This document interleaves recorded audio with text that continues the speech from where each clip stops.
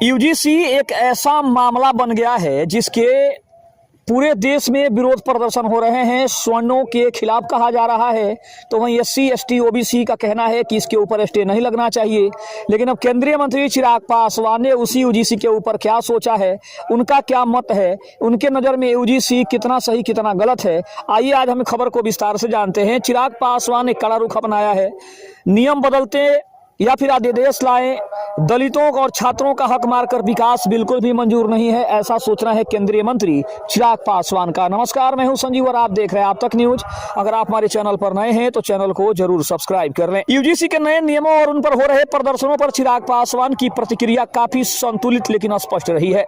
फरवरी 2026 के कुछ घटनाक्रमों की अब बात कर हम करें तो कुछ नए और निम्नलिखित घटनाक्रम हुए हैं। 13 फरवरी 2026 को दिए एक बयान में चिराग पासवान ने कहा कि वह 21वीं सदी के पढ़े लिखे युवा है और किसी भी तरह के भेदभाव के सख्त खिलाफ है। चाहे वह जाति, धर्म, क्षेत्र या भाषा के आधार पर हो, भेदभाव किसी तरह से होना नहीं चाहिए। बच्चों के साथ खड़े होने का भी दावा है। यूजीसी नियमों को लेकर चल रहे विवाद पर उन्होंने स्पष्ट किया है कि वे किसी विशेष गुट के साथ नहीं बल्कि सिर्फ बच्चों के साथ खड़े हैं। उन्होंने कहा कि बच्चों में भेदभाव नहीं किया जा सकता और हर किसी को समान अवसर मिलना चाहिए। उन्होंने ये भी कहा कि चूंकि यह मामला माननीय न्यायालय के विचाराधीन है और कोर्ट ने फिलहाल इस नियमों के लागू होने पर रोक लगा दी है, इसलिए इस पर ज्यादा टिप्पणी करना उचित नहीं होगा।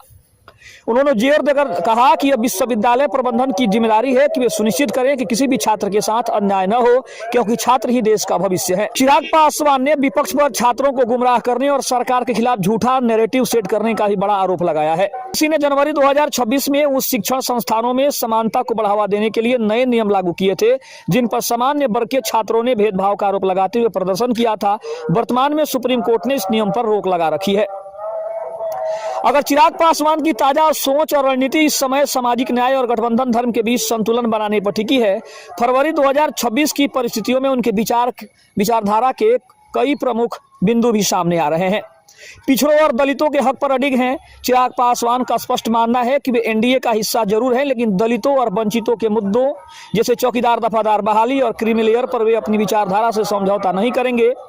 वे सरकार के भीतर रहकर इन वर्गों के लिए प्रेशर ग्रुप का काम कर रहे हैं। चिराग पासवान का ये जो रुख है, उन्होंने न्यूज 18 के दिए एक इंटरव्यू में भी कहा था।